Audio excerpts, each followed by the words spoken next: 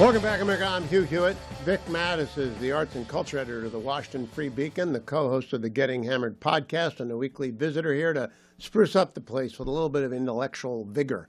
Vic, I have a question for you.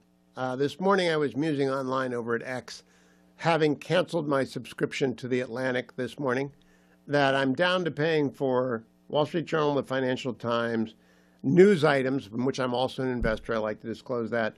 The Free Press, Commentary, Call Me Back Insider, Pillar Catholic, that the Pillar is for Catholic news, and Cleveland.com for my sports stuff. And I think the Wall Street Journal and the Financial Times are on thin ice with me because I don't know if they're worth the whistle. What do you pay for in media, Vic? Okay.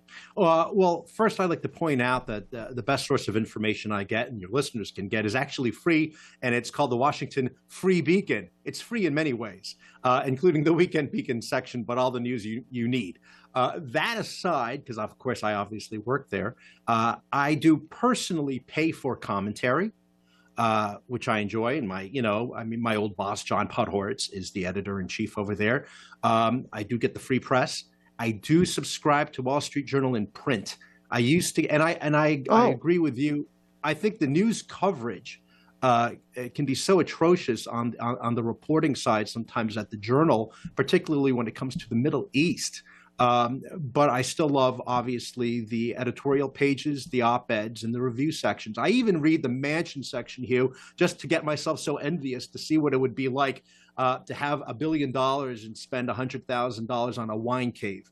That's, really just, someone it's told me that aspirational. they have made a conscious decision to target the aspirationally wealthy because they do super serve with the mansion stuff and with the lifestyle stuff. Yeah.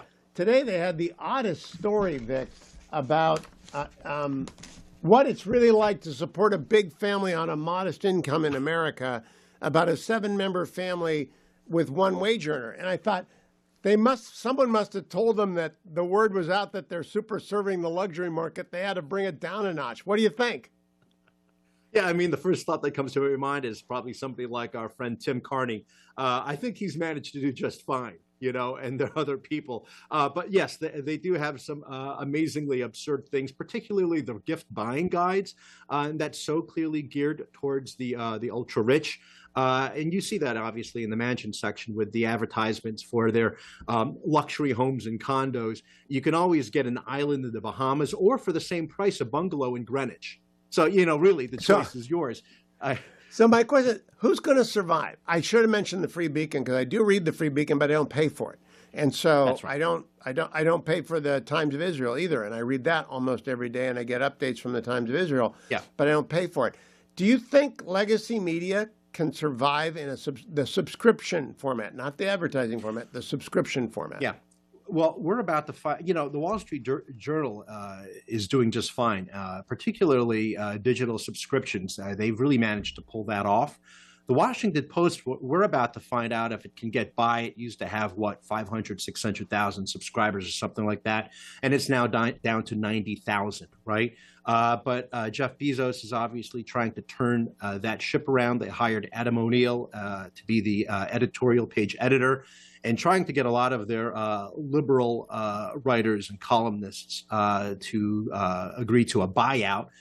Karen Attiah is refusing that right now, but many others have. It'll really depend on who they bring on board. And if they can convince people like, you and me, obviously you have a history with them, but, to go back and read the Washington Post. You mean my quitting cost them 510,000 subscriptions? Is that what you're saying, Yes, Vic? I believe it's a price that they'll forever, they'll rue the day that happened, Hugh. But, no, I mean, I didn't realize they only have 90,000 subscribers. Really? Yeah. At least for that, I believe that's the print number. And the Journal is obviously doing much better. But eventually everybody's going to be digitalized. And that's the big challenge that all those publications are going to face. And again, I get the Washington Post through work. I wouldn't want to pay for that personally. And then, of course, back in the day, though, I subscribed to a lot of different things, as did you. I love getting daily variety. And they had a Washington and I got office. the LA Times, and I I even bought the New York Times, and I'm not a crossword puzzle person. I'm not a Wordle person. I bought the New York Times because they had foreign coverage. But basically, everything is at your fingertips if you curate your X account correctly. And podcast, actually, commentary makes me a better informed person every day I listen to their podcast. Every single day. Same with Getting Hammered when you guys are not on hiatus. But you are the laziest podcasters in America right now. So your August includes like June, July, and September. So lots of people aren't working today. We're doing like European summer hours right now. You know, I think they take what, 8-week vacation. So we're like the French.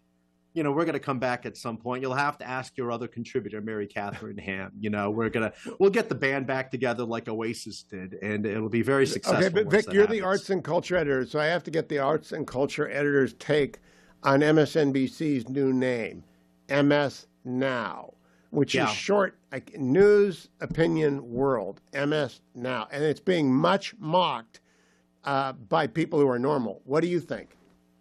Yeah, I mean, I don't know about you. When I hear MS, the first thing I think of is multiple sclerosis, and you want MS never, let alone MS now. The fact is, NBC wanted a clean break from that particular network, obviously being sold to Versant.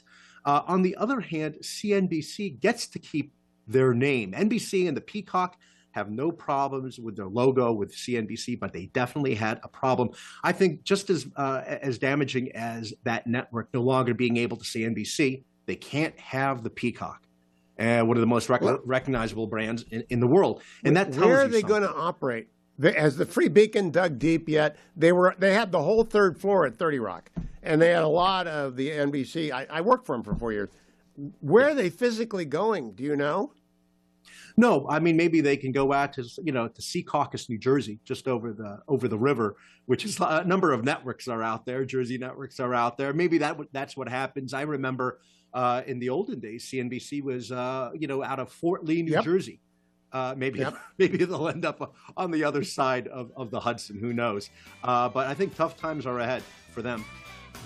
Victorina Mattis on X. Go and like and subscribe to Getting Hammered, his podcast with Mary Catherine Ham. When they're done with their French summer, they'll go back to work and make us happy again.